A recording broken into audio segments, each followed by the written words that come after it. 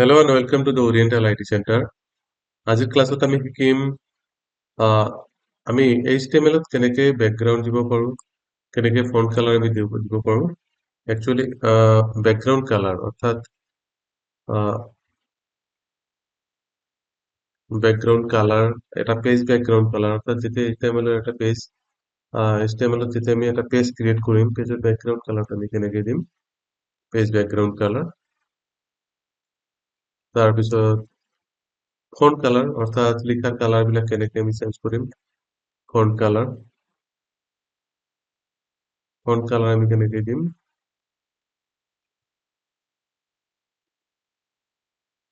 So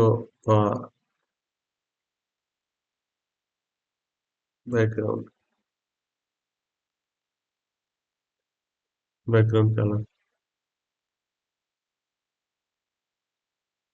অর্থাৎ page background দিব কারণে আমি প্রথমতে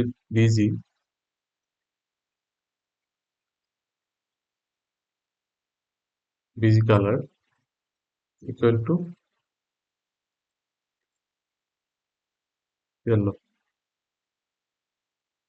okay, BG colour equal to yellow. এটা যদি আমি একটু সেভ করু, কন্ট্রোল এস করে দিল, কি নাম সেভ হয়েছে একটু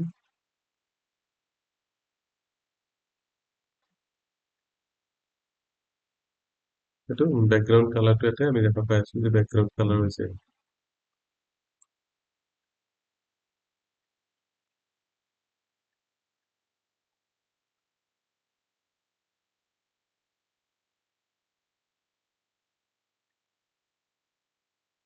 এটাকে ব্যাকগ্রাউন্ড কালার হয়েছে। তেতিয়া আমি বিজি এইটো ব্যাকগ্রাউন্ড কালার হল। যদি কোনো ধরনের পেজ ব্যাকগ্রাউন্ড কালার দিব লগা হয় তেতিয়া ফটোৰ ভিতৰত যায় বিজি কালার দিলে ব্যাকগ্রাউন্ড কালার হৈ যায়। এতিয়া সাপোজ ব্যাকগ্রাউন্ড কালার হৈ গ'ল, এতিয়া আমি কিবা এটা টেক্সট লিখিম।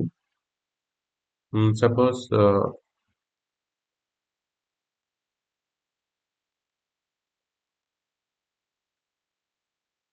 this is a HTML tutorial class. এই লাইনটো লিখিলো, এই লাইনটো লিখাৰ পিছত আমি যেতিয়া কন্ট্ৰোল এস মাৰি এইটো ৰিফ্ৰেছ কৰিম, তেতিয়া লাইনটো দেখা পাই আছো। মই ভাবিলো কি এই লাইনটোক আমি কি কৰিব লাগিব, কালাৰ দিব লাগিব। কালাৰ কেনেকৈ দিম, font colour appoint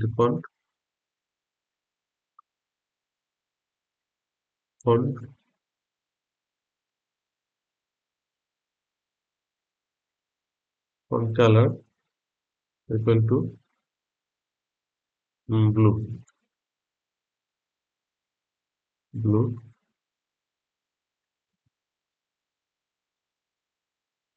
closing tag দিব লাগিব।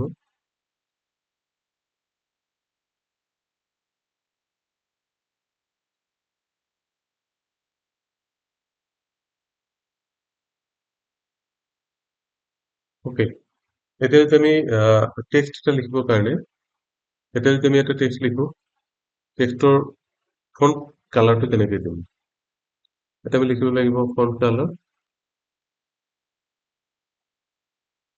Equal to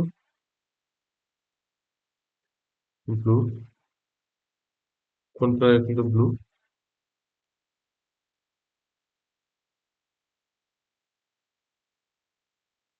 font colour equal two blue.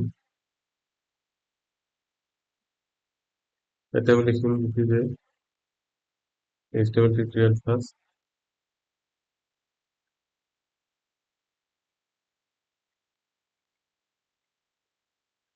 Class. এটাকে সেভ করে দিল, সেভ করে দেওয়ার পিছত এটাতে ক্লিক কৰিম, এইটো ইয়াতে ৰেড কালাৰ দেখাইছে, ব্লু কালাৰ দেখাইছে। তো এইটো হৈছে ইয়েলো কালাৰ, ইয়েলো ব্যাকগ্ৰাউন্ড ভিতৰত আমাৰ ব্লু কালাৰ। যদি আমি বেলেগ এটা কালাৰ দিব বিচাৰো, সাপোজ ৰেড, এগেইন কন্ট্ৰোল এস মাৰি দিলো, ইয়াতে ৰিফ্ৰেশ কৰিলো, ৰেড কালাৰ হৈ গ'ল। এনেকে আমি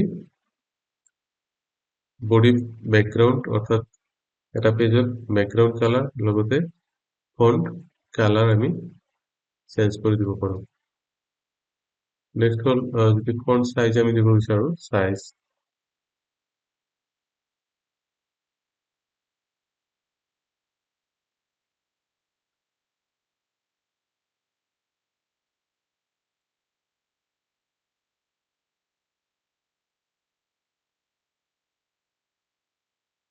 font size equal to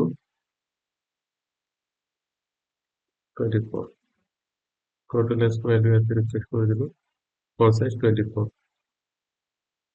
okay এটা তো আমি এতে সাইজ ইউজ করে উপর হয়েছে size equal to 12 control s মানে রিফ্রেশ করে দিলে এতে font size equal to 12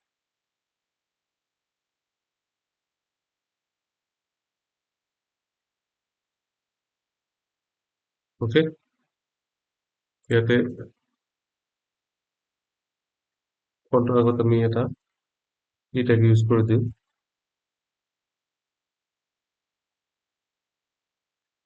এটা আমি লাস্ট টুকু লিখব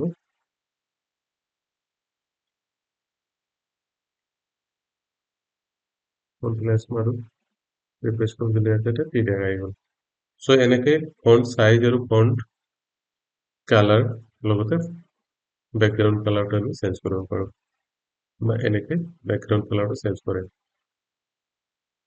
সো আজিৰ ভিডিঅ'খন ইমানে নেক্সট ভিডিঅ'ত আকৌ লগ পাম তেতিয়ালৈকে হেভ এ নাইস ডে